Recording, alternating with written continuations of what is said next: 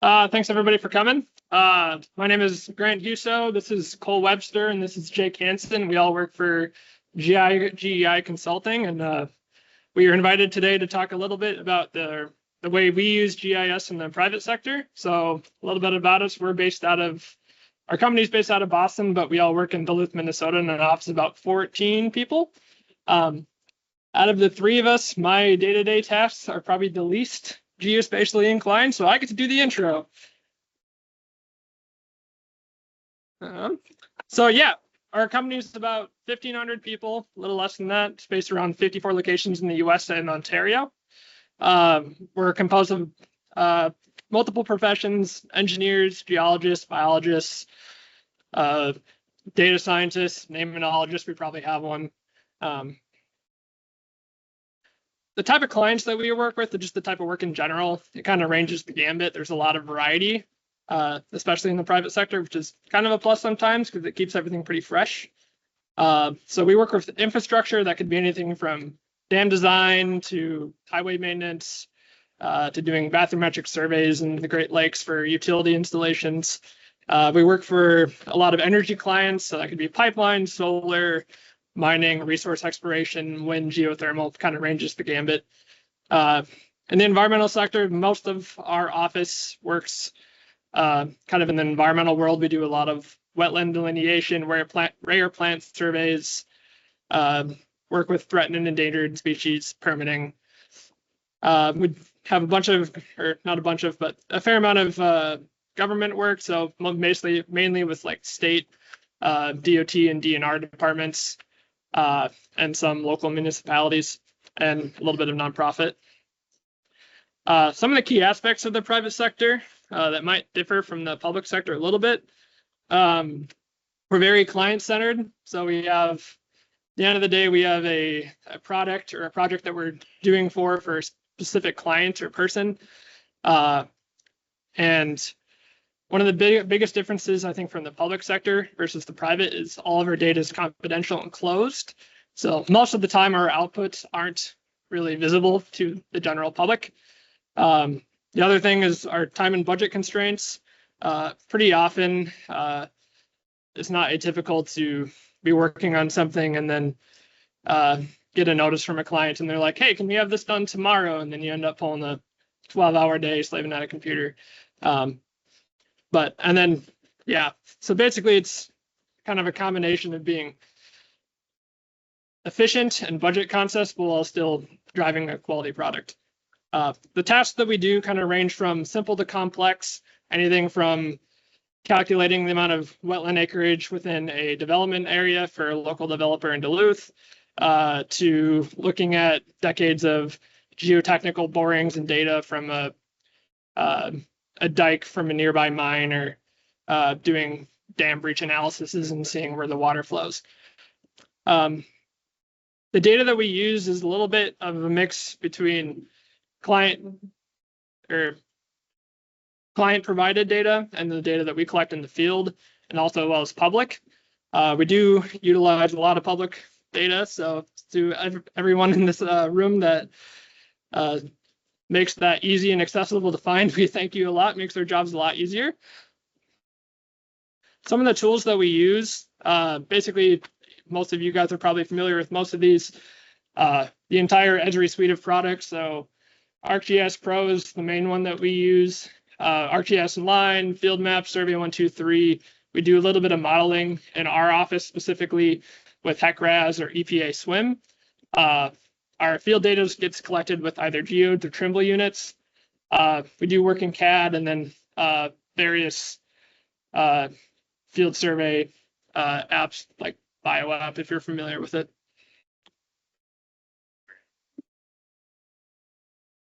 And thanks for the intro, Grant. My name is Cole Webster. I'm also an environmental scientist out of the Duluth, Minnesota office. And a little bit about my background.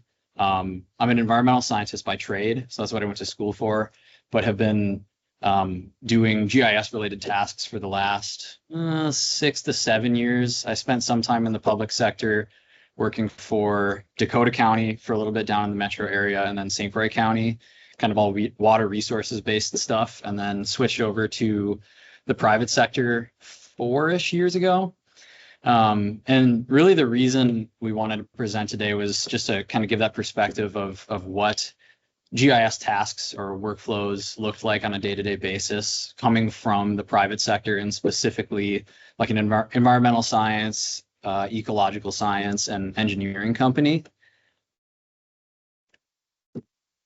In this presentation, I'll specifically be talking about what that GIS kind of component looks like within the environmental practices within our company. And then we'll kind of end the presentation with Jake talking more about the engineering side of things and a little bit more of the technical stuff. So within our environmental practice, like Grant had mentioned, our group does a lot of wetland delineation surveys, rare plant surveys, or threatened and endangered species surveys. We also do some kind of broader brush surveys, so like plant community mapping of a large area of a natural space, as well as watershed planning and hydrologic and hydraulic modeling. So I'm going to go through kind of 2 examples here. The first one I'll do a little bit more in depth and just kind of go through what it looks like to be working on like a wetland delineation project, and then end with just some of the like a little bit more fun, at least from a GIS perspective side of things, kind of more technical side of some hydrologic and hydraulic modeling type of tasks that we get to do. One thing to note about like wetland delineations is, wetland delineations and like rare species surveys are something that our group does a lot of. In a way, you could say it's kind of like our bread and butter within our eco-environmental group. So one of the key things that's really important that we try to implement with these types of projects is implementing as much standardization throughout the process as possible, because that helps streamline things. It helps make us more efficient in the field, in the office, and it's also kind of an integrated way of QCing the data as we go to make sure things are being collected consistently. And this type of workflow, it kind of translates well to other common projects that we do, like rare species surveys or phase 1 environmental assessments. Yeah, and one thing that's kind of also important to note about like a wetland delineation, for example, is that a lot of the type of work that we do that's GIS related for a wetland delineation can actually be done before we're even going out into the field. So before anyone goes out into the field, we've already done most of our like GIS type of due diligence for scoping a site and gathering data that already exists. For these types of projects too, we use, Arc Pro for kind of our figure creation, but then we also implement online tools. So field maps, I'm sure a lot of you are familiar with that, for setting up maps to go out and collect our data. And we also use Survey 123 as well for forms and for photo logs. And really, like as an example, what this might look like would be starting from the beginning. We'll get in contact with the client or whoever we're going to do this work for, and really the first step is figure out where is the site and kind of what's going on at the site and what can we glean from the data that's available. In some cases, it might be a larger parcel and we might only be doing a delineation on part of it. So we might be coordinating with the client to try to figure out what's actually the boundaries of that survey. In a lot of other cases, we're actually just using the parcel itself. Our group, we end up doing a lot of local delineations for just individual landowners. So oftentimes we'll just go to the county data and pull the parcel layer. So again, like Grant said, thank you to all those people that host and keep your data in really good shape, because we use it like every single day of our jobs. And then once we have, our boundary, then we actually go through the process of kind of simultaneously getting a lot of our figures done that are going to go into that final report, because a lot of that data is just publicly available. But also doing the desktop analysis to try to figure out what's going on at the site. And when we're at the site looking to delineate boundaries of wetlands, where should we be looking? So in this figure up here on the side, one of the things that we often pull when we're in the office before we go in the field is topography data. So looking for like low spots or drainages. You can see in the, let's see if I can point here. Well, kind of in like the southeast or eastern boundary, there's a bit of a lower spot there. So that might be a location you'd want to look for wetlands where water might be pooling. There also might be a bit of a drainage kind of coming from the north potentially. So using some of that data that's we're just able to find online to get an idea of where we want to look when we're on the site. On top of topography, we're also looking at things like the National Wetland Inventory. We work in a lot of different states too, so that's kind of an important thing to note is that depending on what state we're in, we might be pulling variations of state data. So like Wisconsin Wetland Inventory data, trying to track down what's the latest and greatest imagery, and then pulling soils data. Obviously, that's like a really important component to trying to identify where wetlands are located. And then other water resources too, because that plays into where you might find wetlands. So the National Hydrography Database, or in Minnesota, we have the Public Waters Inventory. In Wisconsin, the 24K hydro layer. And as we're pulling all of this data, we're able to simultaneously take that data, look at our site, figure out where are the areas we should really focus our field survey, and then we're also able to knock out and set up a lot of our figures that we'll supply in the report. Once we've kind of done that component, then we'll go through and set up our field map or our survey 123 form. The way that our group functions is we collect kind of the high accuracy spatial data using field map with a GPS unit. And then we've gotten in the habit of using survey 123, which I'll show an example of that. And I'm not sure, maybe some of you are pretty familiar with that, but it's a pretty good tool that you can customize field forms, and we actually use it a lot for photo logs. And the nice thing about that is we can collect all of the information that we want to supply with a photo log for a report, and then actually do an automated export that goes right into like a kind of a final product. So it saves us some time rather than having to like hand pick out from a bunch of photos on the back end and having to write captions for them. Once we've got our tools set up for completing that fieldwork, then we go out and complete the fieldwork, collect our data, collect our photos, come back to the office, process that GIS data, and then finalize those maps and report. And for like a wetland delineation, like I said, we get a lot of our figures done before we even go out into the field. So typically when we get back to the office, there's really only one kind of standard figure from our figure set that we really need to do. And it's kind of the summary wetland delineation figure. This is just an example. If you see that area that I pointed out before on the east side of the parcel, that low spot, another piece of our desktop evaluation is looking at wetland data that exists. So like National Wetland Inventory. This map shows what's displayed on the National Wetland Inventory. So another kind of line of evidence suggesting, hey, there might be something on that east side that when we're out there, we want to pay close attention to that side. This is kind of a generic, general example of what our field map setup looks like. The nice thing for these types of projects that are more recurring in terms of the frequency at which we're doing a wetland delineation or a rare species survey is that we're generally not really doing too much custom, we're not customizing our field collection layers too much because we've already have templates uploaded to ArcGIS online. So we can really quickly set up a field map that's ready to go just by pulling in that parcel layer and maybe some other background layers like an NWI layer, potentially contours depending on the needs of the project. And then, for wetlands specifically, we'll oftentimes collect our boundaries using lines and just kind of running them over to like a site boundary.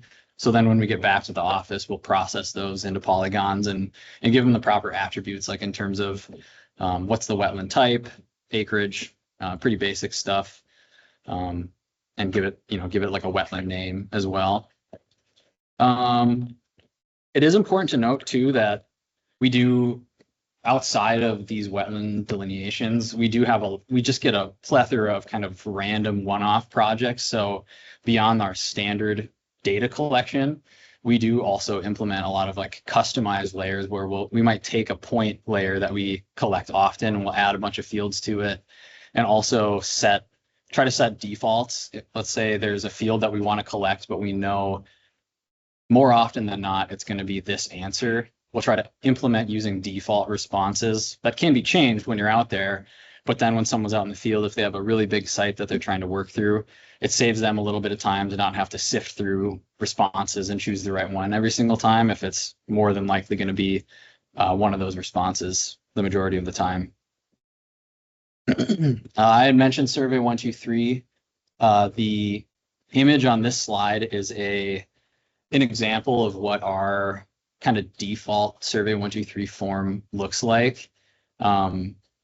So like I said, this one's specifically a photo log, and the nice thing about these is they're pretty easy to set up and customize. This one's pretty basic, where you just fill out some basic site information, snap a photo, and then when all the field work is done, you can export it into a Word template and have your photo log, finalized and ready to go.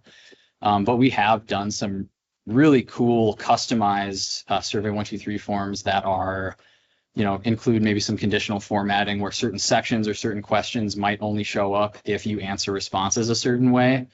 So this is an important tool for us to that we can really customize to project needs. And we've implemented some really awesome ones. And I think Jake and I, we've built a lot of these, and building these is actually one of the more fun things we get to do, because it's, it can be a little puzzle to solve sometimes.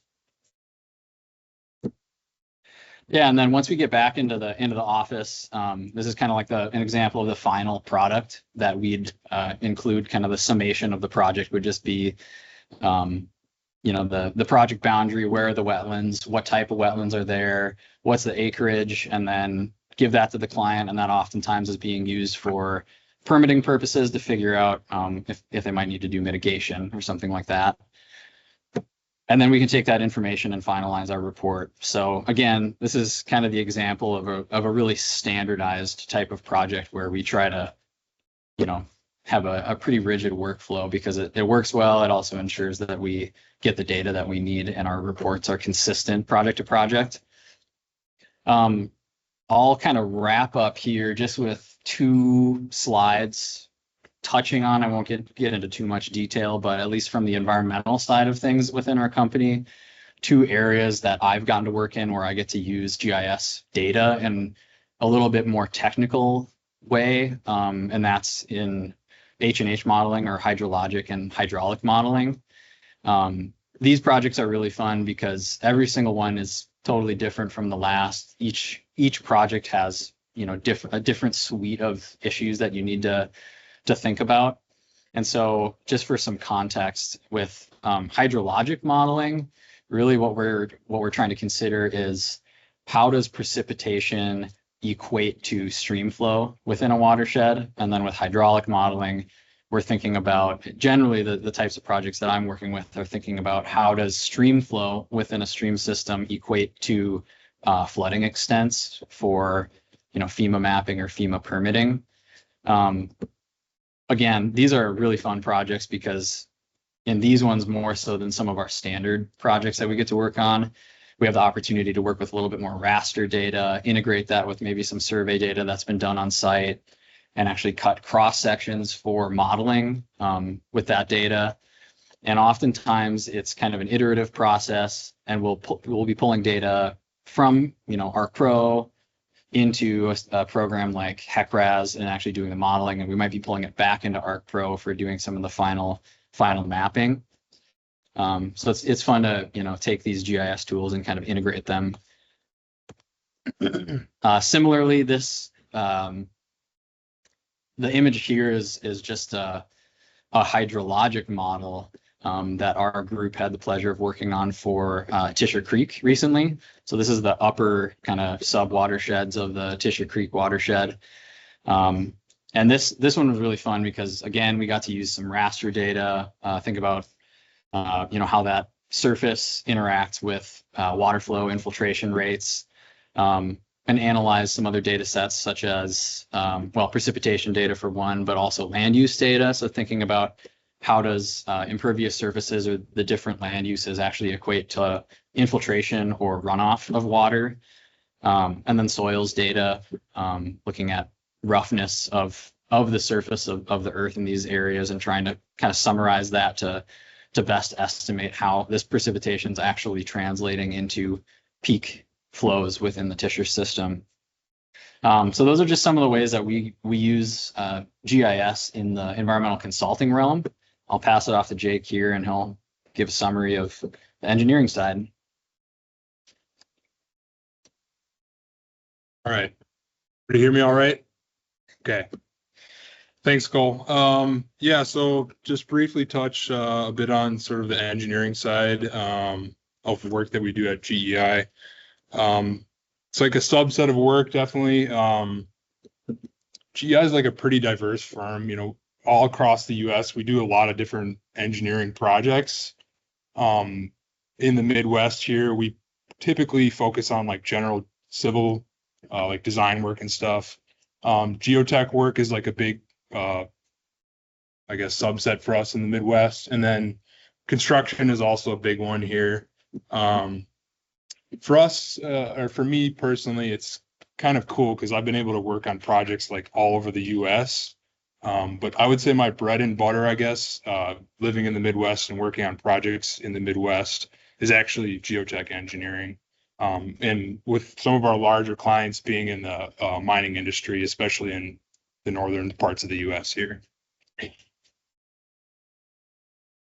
So yeah, this might be like a little repetitive with what Cole was saying, but you know, a lot of our work is like what you would consider like basic traditional GIS. And like a lot of this is like you know, like working directly hand in hand with project managers and engineers. Like, you know, we get a new project and then it's, you know, maybe like a permitting project, or, you know, we have reports and documentation, and a lot of that is like cookie cutter cut and paste stuff. Like, here's the site and here's the like preset data that we already have for it.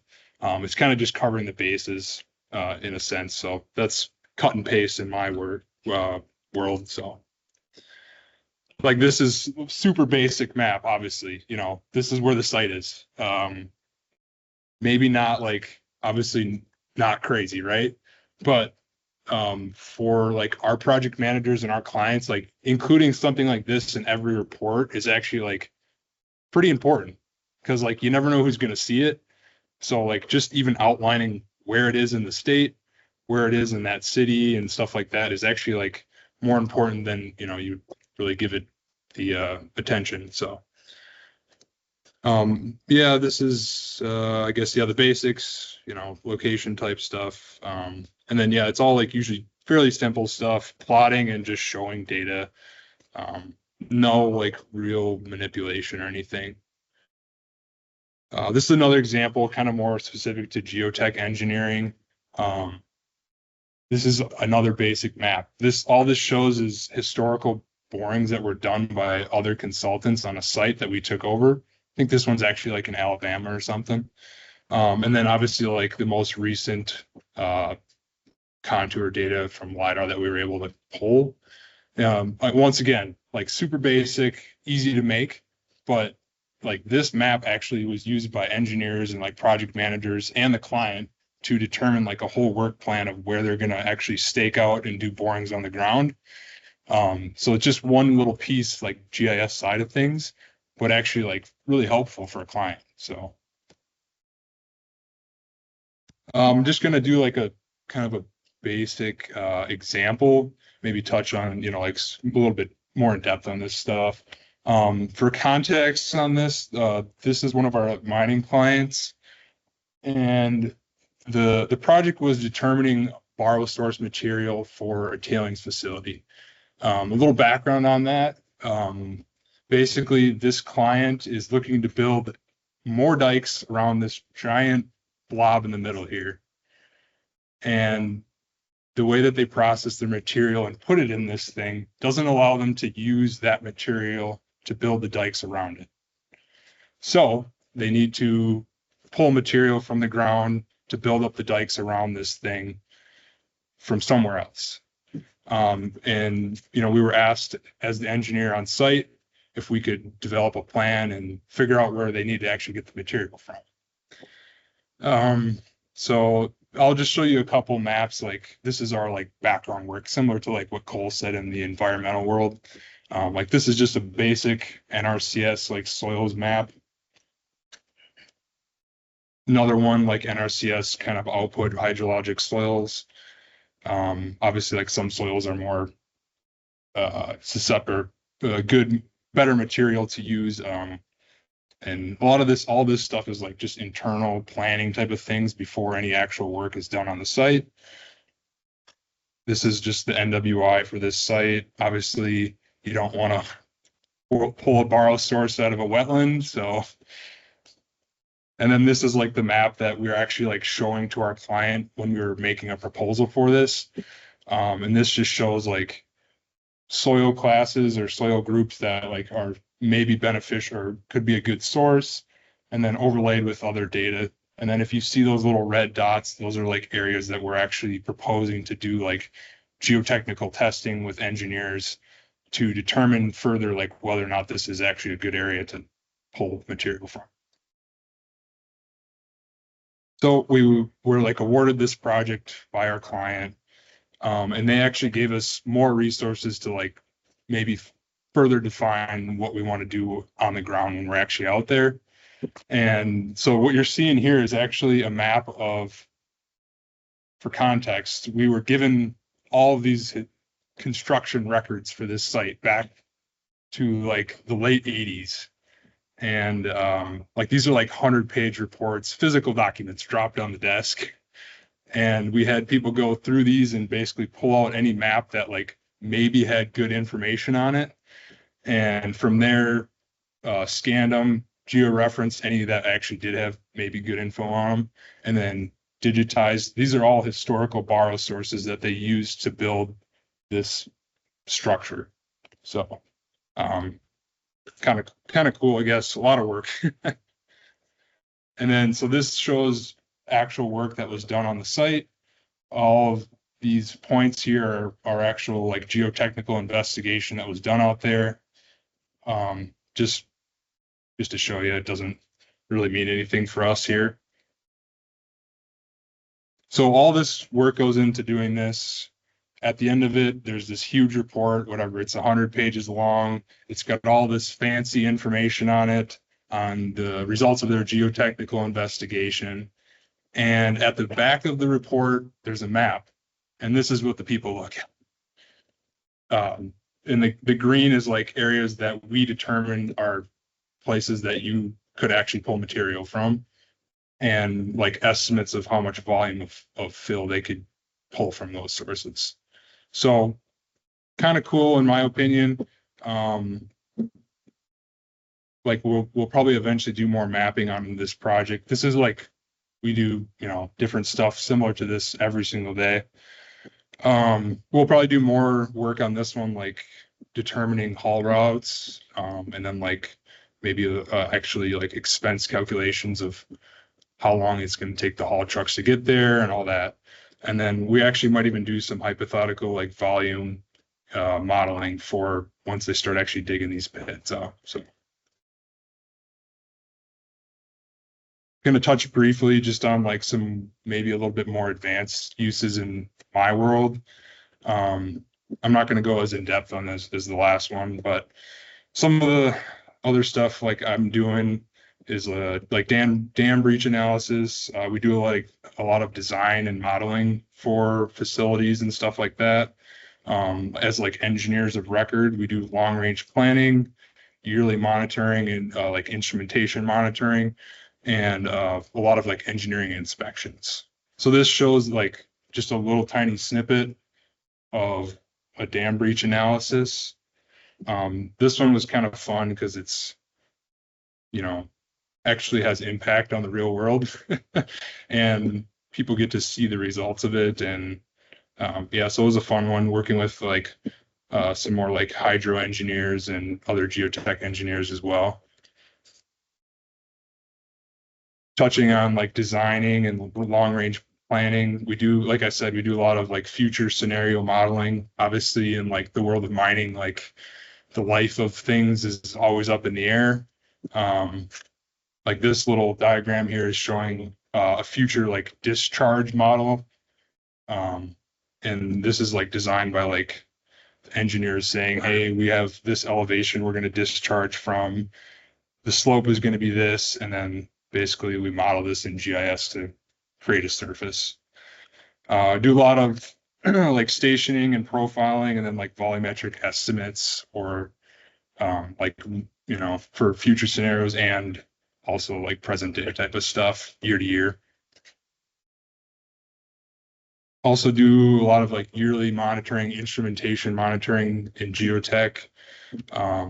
As like engineer of record on a lot of big sites, we do like as built yearly construction, which involves like some of that volumetric stuff, determining like what they say is the fill in an area versus what it actually is based on LiDAR from a flight year to year. This little diagram here is kind of like weird, kind of arbitrary, but actually like this is actually pretty much designed in GIS.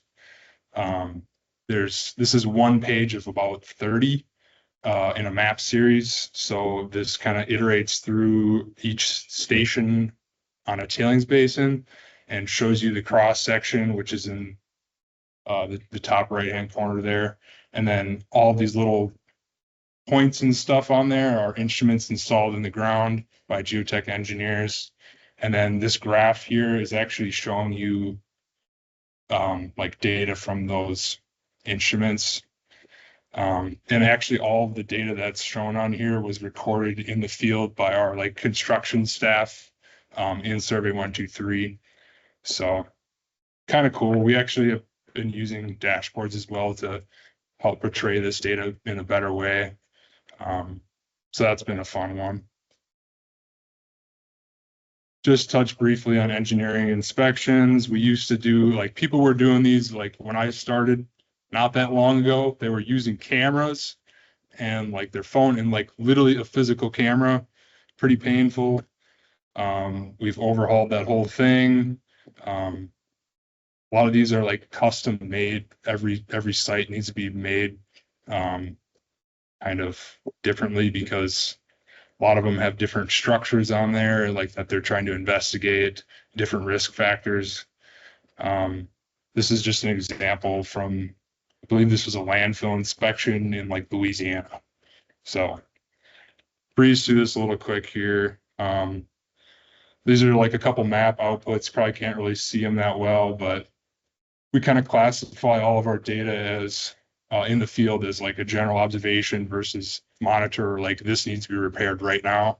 And we've also implemented dashboards and field maps for all these projects as well.